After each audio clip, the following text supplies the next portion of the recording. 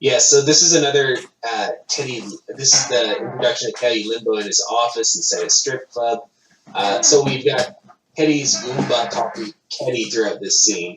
And it's another reference to one of your books, Newtown, with Newtown Creek and a dive with a couple of girls who work for Sally T. Talk a little bit about this scene. I think this is a very good. You were mentioning how you're sort of the premier playwright of soliloquies. I think this is some very good monologuing by Teddy. Well, Teddy, yeah, he's telling this is basically Teddy's sort of mea culpa to the audience, because we hear about Teddy. We saw him briefly in little blackout sketches during the Candy's Going Bad song. So now Teddy's basically seemingly aware that he's been cast as the bad guy, and so Teddy is sort of giving his version of things.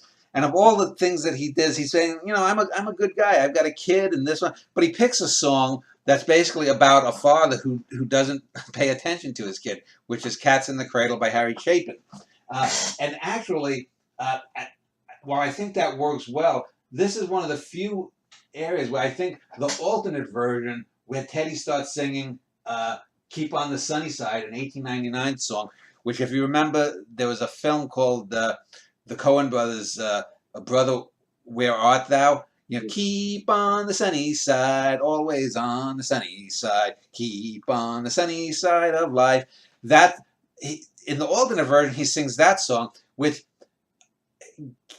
actually it heightens his dualism, because in both versions, whether it's Harry Chapin or Keep on the Sunny Side, he has established himself, or thinks he's established himself to the audience, that he's not such a bad guy.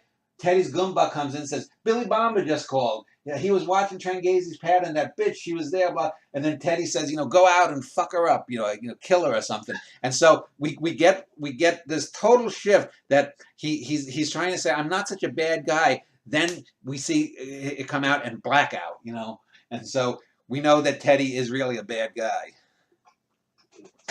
Yes, I also think that it's interesting. You mentioned how you have a few songs that are a little preachy. The Harry Chapin song, I think, is a little preachier than the alternate.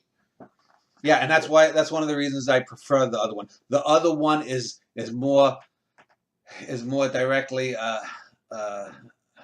It gives a cleaner.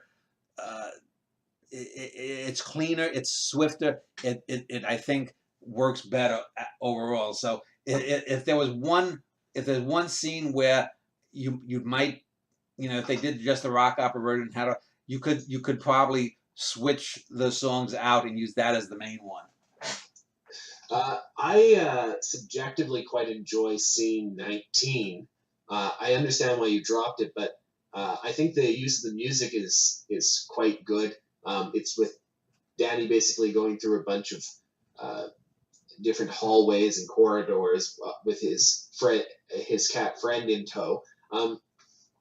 Talk a little bit about this scene. I think it's quite an interesting one. It's sort of it's very filmic. Well, yeah, and this again, I'm trying to evoke a Bergmanian kind of thing. This is sort of like the film The Silence, Danny going down these halls. I have a scene, I think, in True Life where Danny is sent to, or maybe it's in the Company Stories, where Danny is sent by one of the mobsters in the Company Stories to the main office building, and it's a sort of deserted building.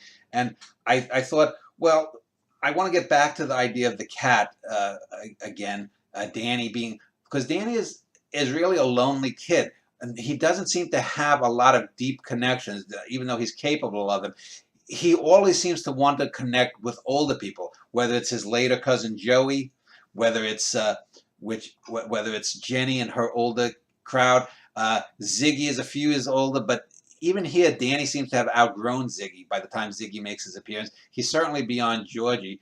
And so the two songs that compete here are a song by Iron Butterfly. Now, most people don't know Iron Butterfly other than In-A-Gadda-Da-Vida, baby, don't you know that I love you? That's their most famous song. It's a 19-minute song.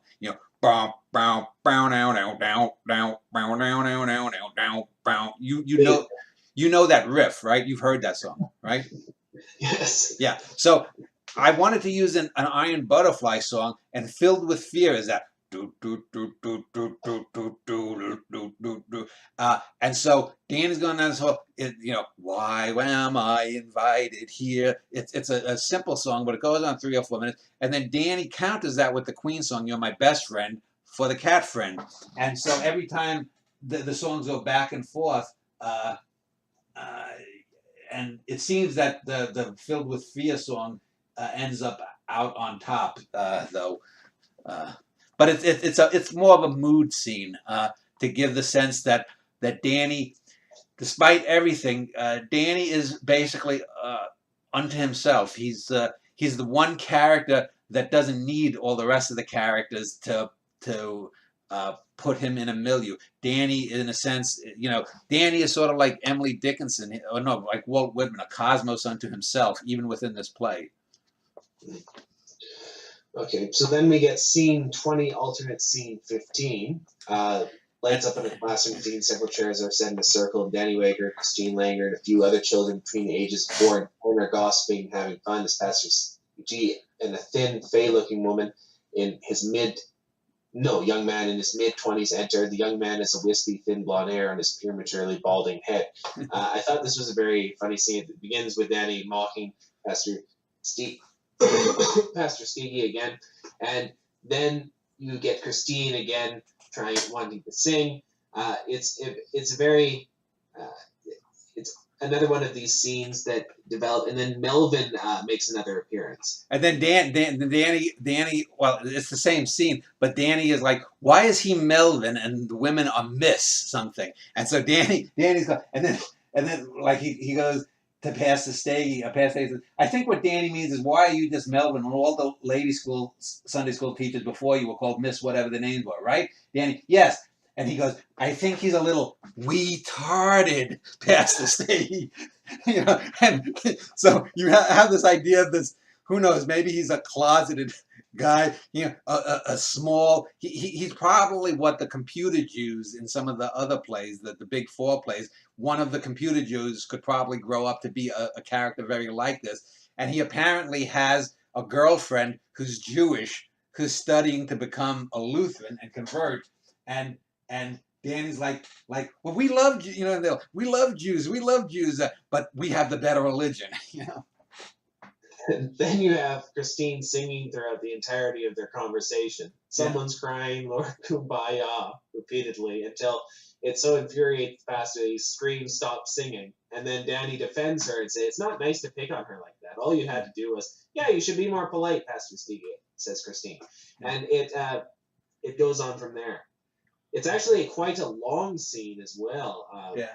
Christine and the class constantly interrupting the conversation with their singing. And we get a sense, Melvin, probably because he's male and has a bit more testosterone, is a bit more angry. There's a scene where Danny goes, but we don't like Jews. They killed Christ, right? Pastor Stagey. That was the Romans. The Jews helped, but mostly the Romans. Danny, then why do we hate Jews? Pastor Stagey, no one hates Jews. Danny, Hitler did, so did Stalin. My mom's family left Lithuania because of Stalin. Melvin, I wish he'd gotten your whole damn family. Pastor Stagey, Melvin, Christine. And then Christine says, shut up, all of yous, I'm singing. And she keeps singing. She's singing, someone's crying, Lord Kumbaya. So you have all of this anger and resentment and violence, and Christine singing Kumbaya. And then Pastor Stagey says, we love the Jews. Christ was a Jew. It's true. Danny, you're skinny to Melvin. Melvin, so are you. Sticks his tongue out at Danny. Pastor Stagey, we are pro-Jew at St. John's. Well, not pro-Jew, really, but not anti-Jew either. Christine sings Kumbaya. And then Danny says, do you like boys? Melvin, I love all children. Danny, what? Melvin, I meant not in that way.